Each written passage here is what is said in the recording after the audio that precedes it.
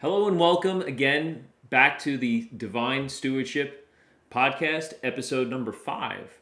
So today I am here again with my lovely wife, Corinne, and we thought that we would discuss something that's actually really, really important when it comes to finances, and especially if you're married and you're with someone. We kind of touched on it in previous episodes, but I thought it would be best to kind of call it out a little bit more. And that's trust. Yeah. So, trust in a marriage is essential, right? And in my view, it bleeds over or spills over into the finances. So, if you can't or don't trust your spouse, I think that's an issue, and it will run into finances. What do you think? Well, I think when you think of trust in relationship, you think of someone being loyal and someone being faithful to you. Right. Not necessarily trust in finances or trust in anything. If there's a problem, maybe an addiction, or maybe there's something that's not out in the open, that's also trusting your spouse to know that you can talk to them about anything. So finances is one of those that I feel like you just don't think of right away when you think of trust. Yeah. You brought up some really good points there, especially with like some type of major relationship, marital thing, like like adultery, right? I think that's what everyone Thinks of first right away with the is trust, their yeah. main thing, and it goes way beyond that. Yeah. It really does. It goes way beyond that. And one thing that we've heard from our clients that may not be 100% in alignment with their finances and their values and beliefs is the separation of accounts. I know we've spoken about that on a previous podcast episode, where he'll have his account, she'll have her account, and it's kind of working, but it really isn't. So the feedback that we've heard as to like, why haven't you? Right.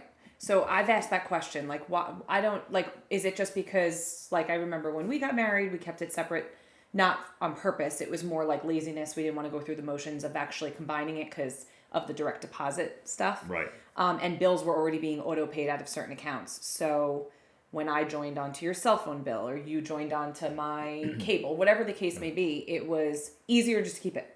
But what I hear a lot from married couples and married couples who have been married for several years is that they don't trust, if they put the money together, that the other person isn't going to spend it on the things that they love to do.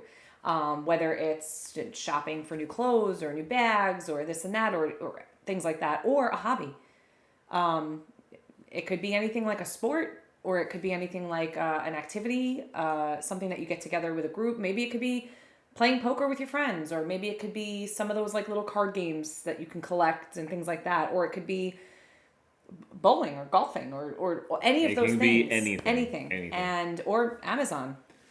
So that's the beauty of the budgeting, right? So it gives us a framework that allows us to say, yes, we can spend on those things, provided that we have all of our other things taken care of, right? Right. Are we saving? Are we doing our tithing? Are we covering the basic necessities?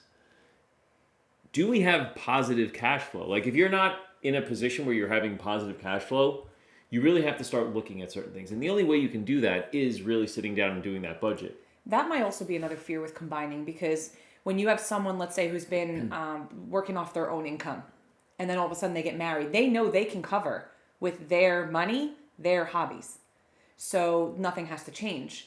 But if you combine both incomes and now you're looking at the household expenses, maybe I can't cover that. Maybe I have to be more responsible for what's going on in my household now. Right, so fear of responsibility. Fear of responsibility, but like not being willing to maybe sacrifice some things that we want. Okay. Or denying ourselves the things that we've had in the change of life events like that. Like taking on a spouse, or taking on a spouse that possibly has children already, expenses that you didn't have before. Your paycheck covered all those things before, but now what does the new picture look like in the household? Yeah, I could see that. And I get that, because I mean, I don't know how you felt about it, but I brought a little bit less of an income. You brought more of an income. So you probably did more of the sacrificing when it came to like leisure spending. Not that you're a big spender, but like hobby maybe. Yeah, I was gonna say I really I didn't really spend on a lot of things. No, it was just bowling. Bowling was That's probably it. the biggest. New ball every so often. Actually, quite frequent. I would get a new ball, and though at the time they weren't cheap. A good ball was 220, 225. I mean, I had a little bit of a hookup. Shout out to Bowler's Touch in New York, but it still was expensive. It was like the league cost, and then Right. maybe if you wanted to Again, get if a I was drink doing or... 2 or 3 weeks, 2 or 3 times a week, Right. like I think I said, Right. it was like anywhere from between $60 to $90 at 30. At that time, maybe $30 a night that you bowled, right? Now I think it's up to like 33, 35, 37 in some alleys, and that's every night you bowl. And if you're doing multiple leagues, it can Right. add up to $100 a week. Right. Just on bowling. Right. So when we got married and we combined we combined the incomes and we did everything, even though we were separate accounts and we were like, okay, this is what the household looks like. We start budgeting. It's like, okay, I was able to cover that, but now I'm responsible for more of the household incomes, which I didn't have before, living at home with parents or whatever the case. Hey, may life be. is a sacrifice. Right. Marriage is a beautiful thing, but just living, and especially in today's world, requires some type of sacrifice. Especially when you're doing life with someone. Yeah, everything's about pros and cons, like give and take. Like, what is your long-term view? We're all about the long term. I'm not one to look at really short-term games. I've tried that. I've done that. Wasn't really successful at it. I'm more of a long-term thinker, long-term planner. I don't mind taking my time. I don't mind. People might say that's a grind. I don't necessarily mind that,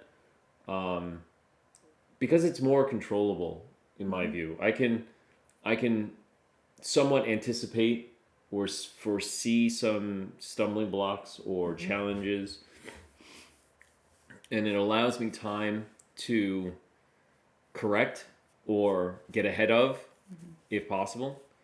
When it comes to finances in the marriage, I think a lot of this stuff should really be handled before you get married. Because if you can't trust the person that you're marrying with money, or the fact that you are combining your finances, Right. I think it goes again, another low totem pole, low hanging fruit. Because the big one is adultery, right? That one. That's the first thing with trust, yeah. But everything else, I mean, are these conversations that should be had before? But I think if it's so. not, it can be fixed. It can be, you guys can come together and talk about Right, it. and I think that's like what we're trying to say here too, is like, Yeah, it's not. this is one of those things where if you truly love this person, and that goes both ways, if you truly love your spouse, you're going to do whatever it is you need to do to continue that marriage to be a happy marriage. Because you don't want to be in strife with your own spouse. I wouldn't think that I would want to be afraid of you in some way. No, the one person you should be able to go to without fear would be, without any fear or any, oh, I'm going to be embarrassed or ashamed or whatever, is your spouse. That's your accountability partner for life with everything, not just finances, but everything. But having the conversations before helps, but not always the case. So I think that if there's a conversation to be had about, well, I don't know if we could do a finance program because we're completely separate. Well, then maybe there needs to be a conversation, and sometimes that clarity and alignment call that we offer allows it facilitates the conversation Yeah. because that's really about where do our values lie? Yeah. Where do our values lie? What are our goals? How do we want to get there? And that could open up a starter of conversation. I'll say one of the main feedbacks I get from people that go on these calls, and they do this survey and they do this alignment survey, and through the whole process there is it really makes you think, right? Oh, I never actually thought of that before. I was never and this is from married couples. This is from single individuals. I never actually thought about that before.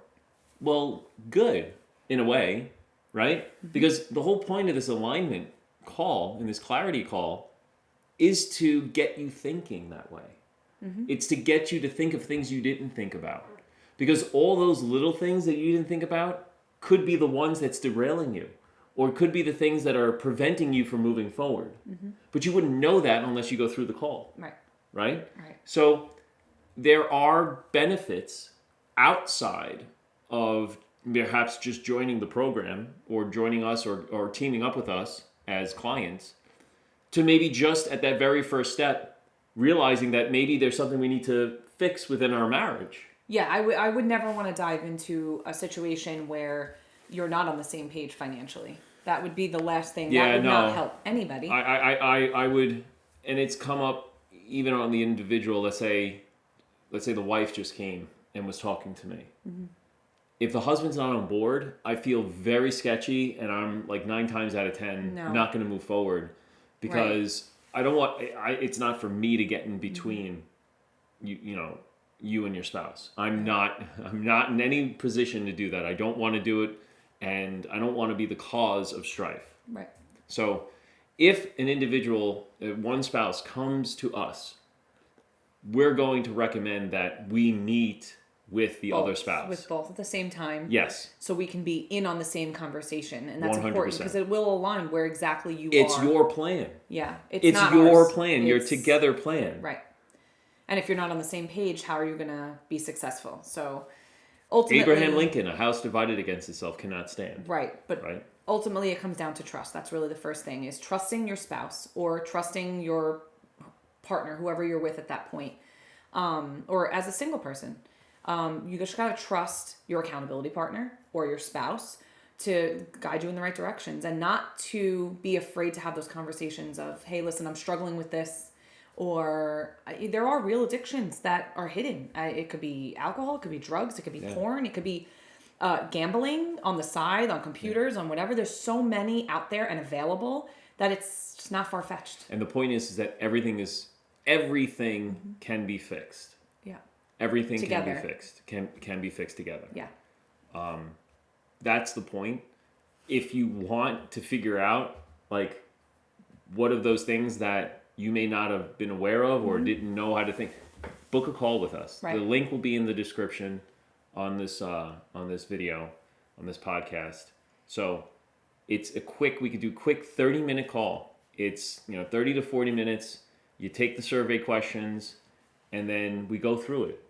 And you're like, oh wow, I never thought. I'm telling you, you will scratch your head at certain things and be like, I never thought about it. I never actually thought about that before. I answered the questions myself that we give on the alignment, the clarity and alignment call, and I had to let me think about that. Let me think about that for sure. But you may be surprised at how much you do align, or you may have thought that you aligned perfectly well, but never actually had those conversations, and now there's things that we can work on, come together on, and start this journey for financial freedom. Yeah, absolutely.